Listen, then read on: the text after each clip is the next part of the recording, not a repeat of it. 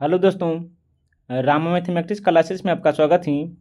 आज देखते हैं इस वीडियो में बिहार पुलिस 2025-26 के लिए अति महत्वपूर्ण प्रश्न। बस आप इसे ध्यानपूर्वक देखिएगा और समझिएगा, और जो भी आपको महत्वपूर्ण पॉइंट लगे आप उसे याद ही रखिएगा, ताकि अगर यहाँ से प्रश्न बने तो एग्जाम हॉल में छूटने की संभावना बहुत ही कम बने। आइए बिना समय लेते सीधे बढ़ते हैं अपने क्वेश्चन पर। इसमें हम देखेंगे एक्सपेक्टेड क्वेश्चन विविध, जो होगा अति महत्वपूर्ण साबित होगा बिहार पुलिस के लिए।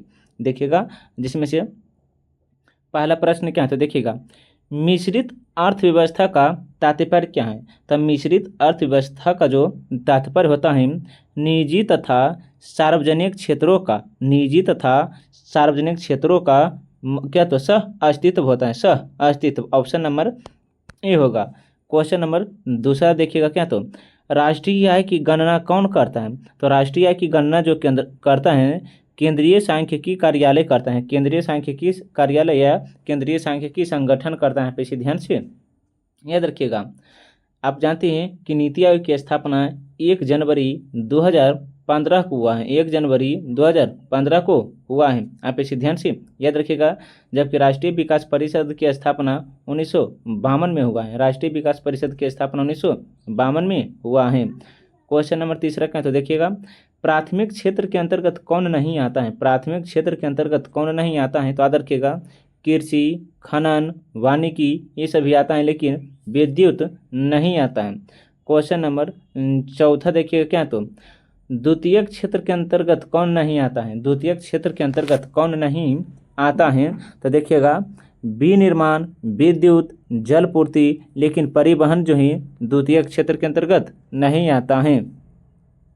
क्वेश्चन नंबर पाँचवा देखिएगा, क्या तो तृतीयक क्षेत्र के अंतर्गत कौन एक शामिल नहीं होता। तृतीयक अंतर क्षेत्र के अंतर्गत पशुपालन शामिल नहीं होता है, बाकी सेवा क्षेत्र, बैंकिंग, होटल ये शामिल होता है। आप इसे ध्यान से याद रखिएगा। क्वेश्चन नंबर देखिएगा छठा, क्या तो अर्थशास्त्र का जनक किसे कहा जाता है। अर्थशास्त्र का जनक किसे कहा जाता है तो एडम स्मिथ को, एडम स्मिथ को अर्थशास्त्र का जनक कहा जाता है। क्वेश्चन नंबर सातवां देखिएगा, तो क्या तो अर्थ वर्ल्ड के नाम से कौन जाना जाता है। क्या तो अर्थ वर्ल्ड के नाम से कौन जाता है, विकासशील देश जाने जाते हैं, विकासशील देश जाने जाते हैं। विश्व की सबसे बड़ी अर्थव्यवस्था कैसी है तो विश्व की सबसे बड़ी अर्थव्यवस्था है तो यूएस की है। विश्व की सबसे बड़ी अर्थव्यवस्था किसकी है तो यूएस अर्थात अमेरिका की है। पूंजीवादी अर्थव्यवस्था का जनक किसे माना जाता है। पूंजीवादी अर्थव्यवस्था का जनक किसे माना जाता है तो याद रखिएगा, यूएस को। पूंजीवादी अर्थव्यवस्था का जनक किसे माना गया है तो यूएस का माना गया है। आगे देखिएगा, उद्योग किस क्षेत्र के अंतर्गत आता है। उद्योग किस क्षेत्र के अंतर्गत आता है तो द्वितीयक क्षेत्र के अंतर्गत, द्वितीयक क्षेत्र के अंतर्गत।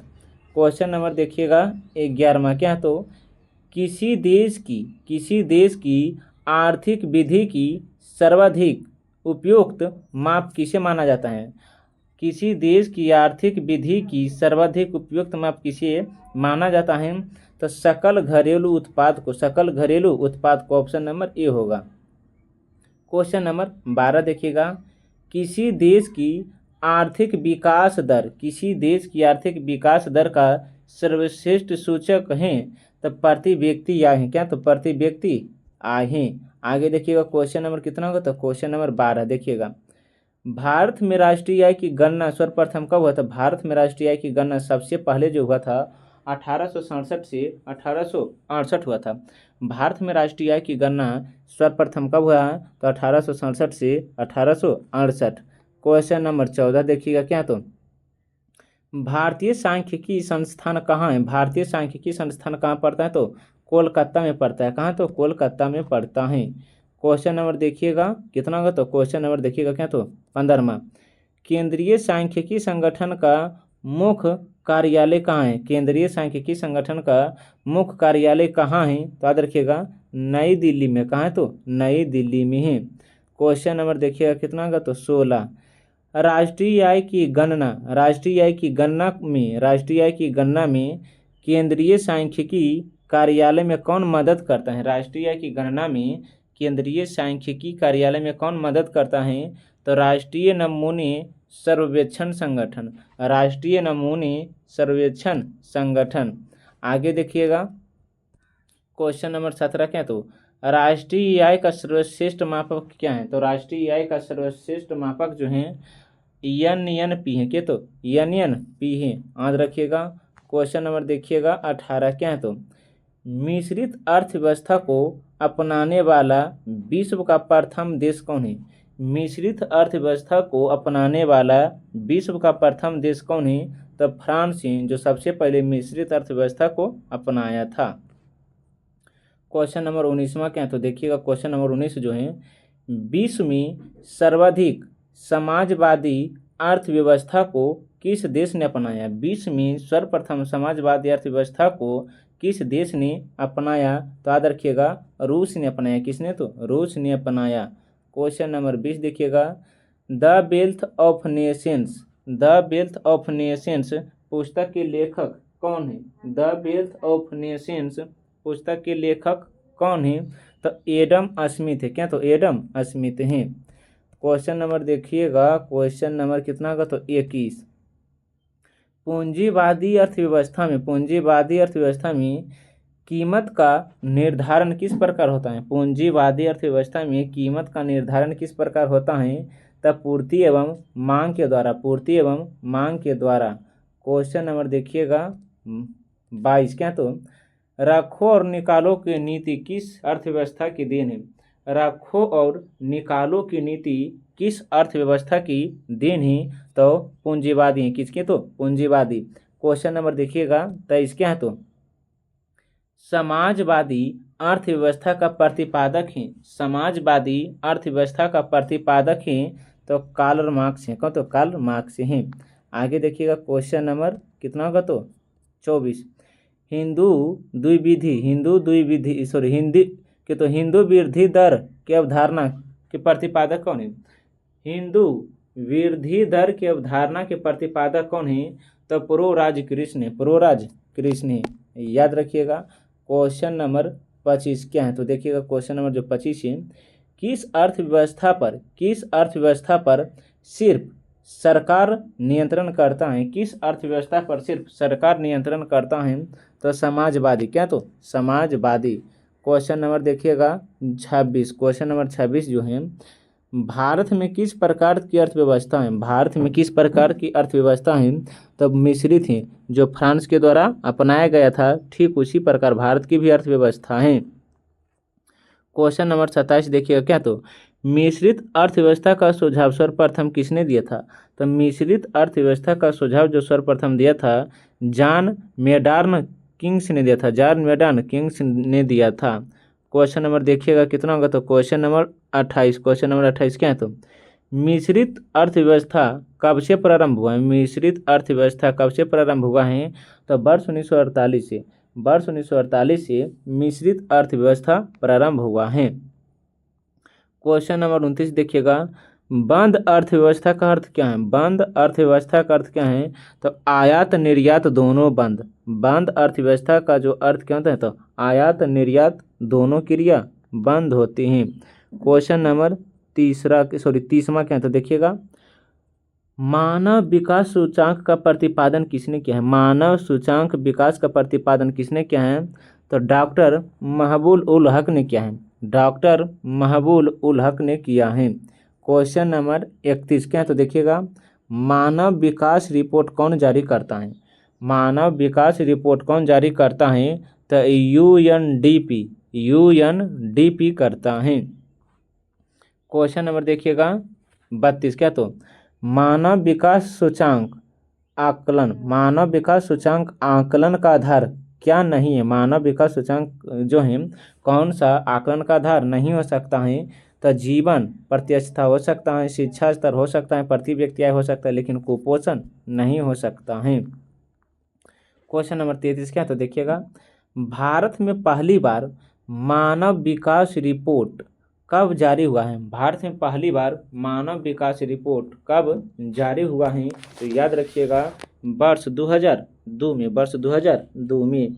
क्वेश्चन नंबर देखिएगा 34 क्या है तो भारत में मानव विकास रिपोर्ट कौन जारी करता है। भारत में मानव विकास रिपोर्ट कौन जारी करता है। तो नीति आयोग जो है विकास रिपोर्ट जारी करता है। क्वेश्चन नंबर 35 देखिएगा क्या है तो ग्रामीण क्षेत्र में एक व्यक्ति की प्रतिदिन के भोजन में कितना कैलोरी होना चाहिए। ग्रामीण क्षेत्र में एक व्यक्ति के प्रतिदिन के भोजन में कितना कैलोरी होना चाहिए। तो 2400 कैलोरी, कितना तो 2400 कैलोरी होना चाहिए। क्वेश्चन नंबर 36 देखिएगा केंद्रीय सांख्यिकी संगठन की स्थापना कब हुआ। तो 1951 में। केंद्रीय सांख्यिकी संगठन की स्थापना कब हुआ। तो 1951 में हुआ था। ये सभी जो हैं बिहार पुलिस के लिए अति महत्वपूर्ण साबित हो सकता है। बस आप इसे याद रखिएगा ताकि अगर वहाँ ये प्रश्न चले आए तो वहाँ छूटने की संभावना बहुत ही कम बने। क्वेश्चन नंबर 37 देखिएगा क्या तो सुरेश तेंदुलकर समिति का संबंध है। सुरेश तेंदुलकर समिति का संबंध है तो गरीबी निर्माण से है। किससे। तो गरीबी निर्माण से है सुरेश तेंदुलकर समिति का संबंध। क्वेश्चन नंबर 38 देखिएगा धन निष्कासन का सिद्धांत के प्रतिपादक कौन है। धन निष्कासन सिद्धांत का प्रतिपादन किसने किया है। तो दादा भाई नौरोजी ने किया था। दादा भाई नौरोजी ने किया है। क्वेश्चन नंबर 39 देखिएगा हिंदू वृद्धि दर किससे संबंधित है। तो राष्ट्रीय आय से। हिंदू वृद्धि दर किससे संबंधित है। तो राष्ट्रीय आय से संबंधित है। क्वेश्चन नंबर 40 देखिएगा राष्ट्रीय आय की गणना का आधार क्या है। राष्ट्रीय आय की गणना का आधार क्या है। तो वर्ष 2011 और 12 है। राष्ट्रीय गणना के आधार क्या है। तो वर्ष 2011 और क्या तो 12 है। नेक्स्ट सेशन देखते हैं कि नेक्स्ट सेशन में क्या है। तो देखिएगा जिसमें से पहला प्रश्न है इसके ऊपर हम कितने प्रश्न पढ़ चुके हैं। तो प्रश्न 40 पढ़ चुके हैं जो फर्स्ट सेशन में थे और नेक्स्ट सेशन में देखते हैं कि कितना प्रश्न होगा। तो देखिएगा सर्वोदय योजना को किसने प्रस्तुत किया। तो सर्वोदय योजना को जयप्रकाश नारायण ने प्रस्तुत की है। जयप्रकाश नारायण ने प्रस्तुत की है। आगे देखिएगा भारत में सर्वप्रथम आर्थिक नियोजन से संबंधित विचार किसने दिया। भारत में सर्वप्रथम आर्थिक नियोजन से संबंधित विचार किसने दिया है। तो एम विश्वेश्वरैया ने दिया है। एम विश्वेश्वरैया ने दिया है। क्वेश्चन नंबर 3 क्या तो चक्रीय बेरोजगारी कहाँ पाई जाती है। चक्रीय बेरोजगारी कहाँ पाई जाती है। तो विकसित देशों में। चक्रीय बेरोजगारी कहाँ पाई जाती है। तो विकसित देशों में। क्वेश्चन नंबर 4 क्या तो देखिएगा योजना आयोग का गठन कब हुआ है। तो 15 मार्च 1950 को योजना आयोग का गठन हुआ है। और योजना आयोग का अध्यक्ष कौन होता है। तो प्रधानमंत्री होता है। कौन होता है। तो प्रधानमंत्री होता है। योजना आयोग के स्थान पर नीति आयोग लाया गया है। नीति आयोग लाया गया है। तो नीति आयोग कब लाया गया है। तो 1 जनवरी 2015 को लाया गया है। लेकिन हम आपसे एक प्रश्न पूछते हैं उसका जवाब बताइएगा कि योजना आयोग को कब भंग किया गया। योजना आयोग को कब भंग किया गया। क्वेश्चन नंबर 5 देखिएगा क्या तो योजना आयोग के प्रथम उपाध्यक्ष कौन थे। योजना आयोग के प्रथम उपाध्यक्ष कौन थे। तो गुलजारीलाल नंदा थे। योजना आयोग के प्रथम उपाध्यक्ष कौन थे। तो गुलजारीलाल नंदा थे। योजना आयोग क्या बोले हैं। योजना देखिएगा योजना आयोग के अंतिम उपाध्यक्ष कौन थे। अंतिम उपाध्यक्ष पूछा। योजना आयोग के प्रथम अध्यक्ष तो बता दिए हैं गुलजारीलाल नंदा हैं। जबकि योजना आयोग के अंतिम उपाध्यक्ष कौन है। तो मोटके सिंह क्या तो अहुलवालिया है। मोटके सिंह अहुलवालिया है। मोटके सिंह अहुलवालिया हैं। क्वेश्चन नंबर देखिएगा 7 क्या है। तो देखिएगा क्वेश्चन नंबर 7 जो है आर्थिक नियोजन किस सूची का विषय है। आर्थिक नियोजन किस सूची का विषय है। तो समवर्ती सूची का विषय है। किस सूची का विषय। तो समवर्ती सूची का विषय है। आगे देखिएगा भारत में पंचवर्षीय योजना कहाँ से लिया गया। तो भारत में जो पंचवर्षीय योजना का प्रावधान लिया गया है रूस के संविधान से लिया गया। कहाँ तो रूस के संविधान से लिया गया है। क्वेश्चन नंबर 9 देखिएगा आर्थिक नियोजन किस अनुसूची से संबंधित है। आर्थिक नियोजन किस अनुसूची से संबंधित हैं। तो 7वीं अनुसूची से संबंधित है। 7वीं अनुसूची से संबंधित है। क्वेश्चन नंबर देखिएगा 10 क्या है। तो भारत में बेरोजगारी का स्वरूप कैसा होता है? भारत में बेरोजगारी का स्वरूप कैसा होता है? तो रचनात्मक होता है। क्या होता है? तो रचनात्मक होता है। क्वेश्चन नंबर देखिएगा 11। क्वेश्चन नंबर जो 11 क्या है? तो राष्ट्रीय योजना समिति के अध्यक्ष कौन है? राष्ट्रीय योजना समिति के अध्यक्ष कौन है? तो पंडित जवाहरलाल नेहरू हैं। राष्ट्रीय योजना समिति के अध्यक्ष कौन है? तो पंडित जवाहरलाल नेहरू हैं। क्वेश्चन नंबर देखिएगा 12वां क्या है? तो नीति आयोग का गठन कब हुआ है? तो नीति आयोग का गठन 1 जनवरी 2015 को हुआ है। 1 जनवरी 2015 को हुआ है। क्वेश्चन नंबर 13 देखिएगा क्या है? तो राष्ट्रीय रोजगार गारंटी कार्यक्रम शुरू करने वाला प्रथम राज्य कौन है? राष्ट्रीय रोजगार गारंटी कार्यक्रम शुरू करने वाला प्रथम राज्य कौन है? तो महाराष्ट्र है। कौन है? तो महाराष्ट्र है। क्वेश्चन नंबर 14वां देखिएगा, नीति आयोग का अध्यक्ष कौन होता है? तो प्रधानमंत्री होता है। कौन होता है? तो प्रधानमंत्री होता है। क्वेश्चन नंबर 15 देखिएगा क्या है? तो रचनात्मक बेरोजगारी किस प्रकार की होती है? रचनात्मक बेरोजगारी जो है किस प्रकार की होती हैं? तो दीर्घकालीन बेरोजगारी होती है। रचनात्मक जो होता है दीर्घकालीन बेरोजगारी होता है। क्वेश्चन नंबर 16 देखिएगा, पंचवर्षीय योजना के स्वरूप का अनुमोदन, पंचवर्षीय योजना के प्रारूप का अनुमोदन तथा अंतिम स्वीकृति कौन प्रदान करता है? तो राष्ट्रीय विकास परिषद करता है। राष्ट्रीय विकास परिषद करता है। आगे देखिएगा क्वेश्चन नंबर 17 क्या? तो नीति आयोग के प्रथम उपाध्यक्ष कौन है? नीति आयोग के प्रथम उपाध्यक्ष कौन है? तो अरविंद पनगड़िया हैं। नीति आयोग के प्रथम उपाध्यक्ष कौन है? तो अरविंद पनगड़िया हैं। याद रखिएगा। क्वेश्चन नंबर देखिएगा 18 क्या? तो नरेगा का नाम परिवर्तित करके मनरेगा कब रखा गया? तो 2 अक्टूबर 2009 को। 2 अक्टूबर 2009 को नरेगा का नाम परिवर्तित करके मनरेगा कब रखा गया है? तो 2 अक्टूबर 2009 को। 2 अक्टूबर 2009 को। आगे देखिएगा क्वेश्चन नंबर 19 क्या है? तो ग्रामीण क्षेत्रों में पाए जाने वाली बेरोजगारी किस प्रकार की होती है? ग्रामीण क्षेत्रों में पाए जाने वाली बेरोजगारी किस प्रकार होती हैं? तो मौसमी एवं अदृश्य होती है। मौसमी और अदृश्य होती है।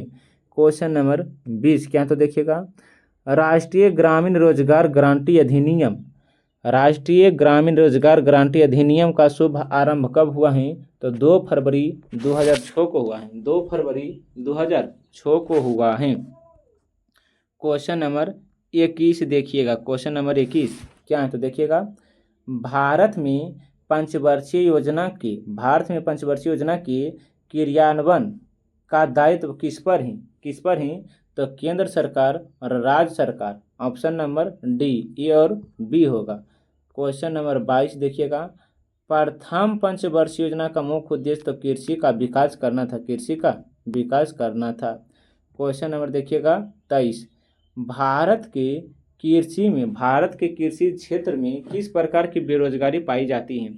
भारत के कृषि क्षेत्र में किस प्रकार की बेरोजगारी पाई जाती है? तो प्रच्छन्न बेरोजगारी पाई जाती है।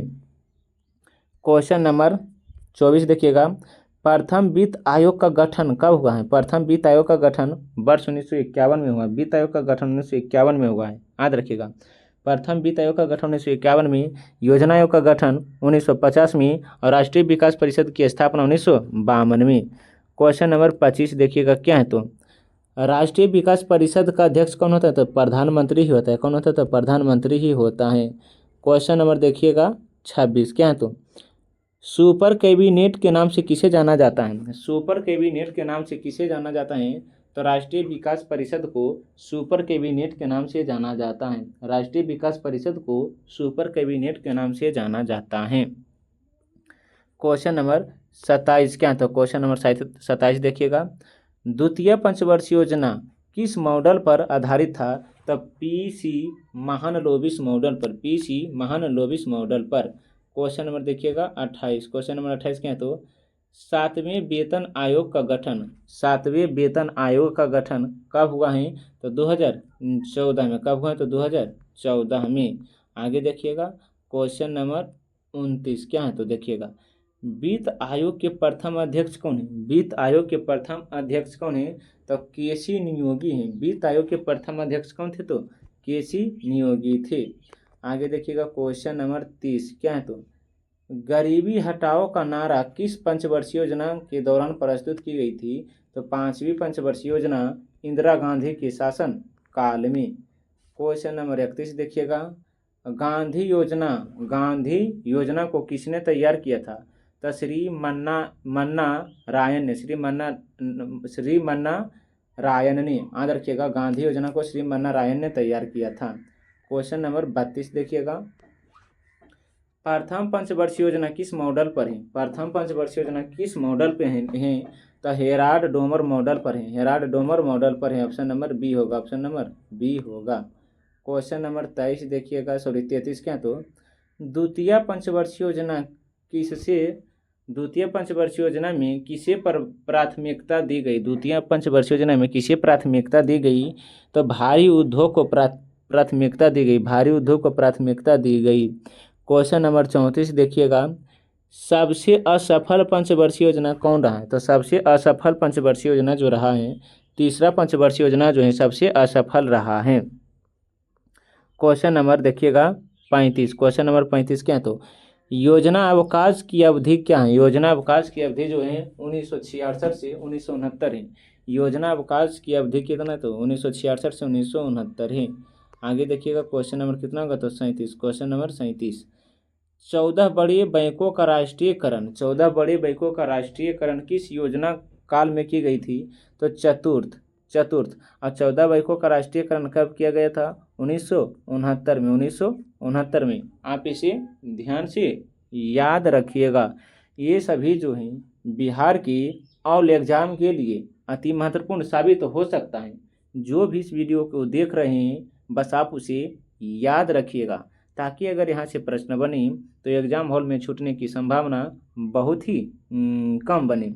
आइए देखते हैं आगे कुछ और महत्वपूर्ण जनजाति, बस आप उसे ध्यान से देखिएगा। 1 मिनट। क्वेश्चन नंबर 37 क्या है? तो देखिएगा, 5वीं पंचवर्षीय योजना का मुख्य उद्देश्य क्या है? तो 5वीं पंचवर्षीय योजना का जो मुख्य उद्देश्य था, निर्धनता का उन्मूलन था। निर्धनता का उन्मूलन था। देखिएगा, अब जो हम देखेंगे सिर्फ जनजाति के बारे में देखेंगे, बस आप इसे ध्यानपूर्वक देखिएगा और इसी वीडियो में बस याद करते चलिएगा। देखिएगा आगे क्या है? तो क्वेश्चन नंबर जो 38 बनता है, बॉम्बे प्लान किसकी योजना है? बॉम्बे प्लान किसकी योजना है? तो उद्योगपतियों की। बॉम्बे प्लान किसकी योजना है? तो उद्योगपतियों की ही। आप इसे ध्यान से याद रखिएगा। अब आते हैं सिर्फ अपने टॉपिक जो बताए हैं जनजाति पर। देखिएगा, देखिए क्या है? तो टॉप जीके जीएस अति महत्वपूर्ण प्रश्न, जीके प्रीवियस ईयर्स क्वेश्चन है, बस आप इसे ध्यान से देखिएगा। जो पूछा गया है हम उसी के बारे में करवा रहे हैं। इसे हम सिर्फ जनजाति देखेंगे, इसके अलावा नदी झरना भी हो सकता है। देखिएगा, भारत की सबसे बड़ी जनजाति कौन सी है? तो भारत की जो सबसे बड़ी जनजाति मानी जाती हैं गौंड जनजाति हैं। कौन सी है? तो गौंड जनजाति हैं। दूसरा प्रश्न क्या है? तो देखिएगा, कोलकाता किस नदी के किनारे बसा है? तो हुगली नदी के किनारे बसा है। कोलकाता हुगली नदी के किनारे बसा है। पौधों में जीवन होता है, यह किस भारतीय वैज्ञानिक ने कहा? जगदीश चंद्र बसु ने कहा है। जगदीश चंद्र बसु ने कहा है। क्वेश्चन नंबर 4 देखिएगा, मनुष्य के शरीर में कितने गुणसूत्र होते हैं? तो 23 जोड़े 46 होते हैं। डबल फॉल्ट शब्द किस खेल में प्रस्तुत होता है? तो टेनिस में। डबल फॉल्ट किस खेल से संबंधित है? तो टेनिस में ही। क्वेश्चन नंबर 6 देखिएगा, भारत छोड़ो आंदोलन कब से हुआ? तो 8 अगस्त 1942 से। आगे देखिएगा क्या है? तो जब सहायक संगठन शुरू किया गया तो गवर्नर जनरल कौन था? जब सहायक संगठन शुरू किया गया तो गवर्नर जनरल कौन था? तो लॉर्ड बेलेजली था। लॉर्ड बेलेजली था। वायुमंडलीय दाब किस यंत्र के द्वारा मापा जाता है? तो बैरोमीटर। वायुमंडलीय दाब किस यंत्र के द्वारा मापा जाता है? तो बैरोमीटर। अग्नि 2 मिसाइल किस प्रकार की मिसाइल है? अग्नि 2 मिसाइल किस प्रकार की मिसाइल है? तो क्या? तो बैलिस्टिक मिसाइल है। बैलिस्टिक मिसाइल है। बैलिस्टिक मिसाइल है। क्वेश्चन नंबर 10 देखिएगा, शहीद ए आजम के नाम से कौन जाना जाता है? तो शहीद ए आजम के नाम से भगत सिंह जाना जाता है, भगत सिंह जाना जाता है। किसने वर्नाकुलर प्रेस अधिनियम पारित की? तो Lord Lytton, Lord Lytton. Vernacular press act कब पारित हुआ? तो 1878 को, 1878 को। देखिएगा क्वेश्चन नंबर 12 क्या है? तो भारत का एकमात्र सक्रिय ज्वालामुखी, भारत का एकमात्र सक्रिय ज्वालामुखी तक वंजर द्वीप है क्या? तो वंजर द्वीप है। क्वेश्चन नंबर 13 क्या? तो संयुक्त राष्ट्र के ध्वज पर क्या? तो जैतून की शाखा प्रतीक है। संयुक्त राष्ट्र संघ के ध्वज पर जैतून की शाखाओं का प्रतीक चिन्ह है, तो किसका है? तो शांति का प्रतीक है। किसका है? तो शांति का प्रतीक है। भारत के पहली और एकमात्र रेलवे विश्वविद्यालय का नाम बताइए। तो भारतीय रेल परिवहन संस्थान, भारतीय रेल परिवहन संस्थान है। रामचरितमानस के जो लेखक हैं तुलसीदास है। कौन है? तो तुलसीदास हैं। भारत में पहली बार जनगणना कब हुआ है? तो 1872 में लॉर्ड मेयो के शासन काल में। आगे देखिएगा क्वेश्चन नंबर कितना का? तो क्वेश्चन नंबर जो है 7वां, यूएनओ ने पर्यावरण संरक्षण अधिनियम कब पारित किया है? तो 1986 में, 1986 में। क्वेश्चन नंबर देखिएगा 18 क्या है? तो बंगाल विभाजन कब और किसके द्वारा किया गया? तो 1905 में गवर्नर लॉर्ड कर्जन के द्वारा, लॉर्ड कर्जन के द्वारा। आप इसे ध्यान से याद रखिएगा। जो भी हम इसके पहले हम पढ़े थे 40 प्रश्न, और इसमें हम पढ़े हैं 20 प्रश्न, मान के चलिए कुल मिला के हो जाता है 110 प्रश्न। बस आप इसे ध्यानपूर्वक एक बार इस वीडियो को दोबारा देख लीजिएगा, ताकि इस वीडियो से जितने भी महत्वपूर्ण प्रश्न बने आपको एक ही वीडियो में सभी चीज़ याद हो जाए। अगर वीडियो और कंटेंट अच्छा लगता है तो वीडियो को लाइक, सब्सक्राइब, कमेंट और साथ साथ अपने दोस्तों के साथ भी शेयर कीजिएगा, ताकि इस वीडियो से दूसरों को भी लाभ हो सके। अब मिलते हैं एक नए वीडियो के साथ, तब तक के लिए जय हिंद, जय भारत।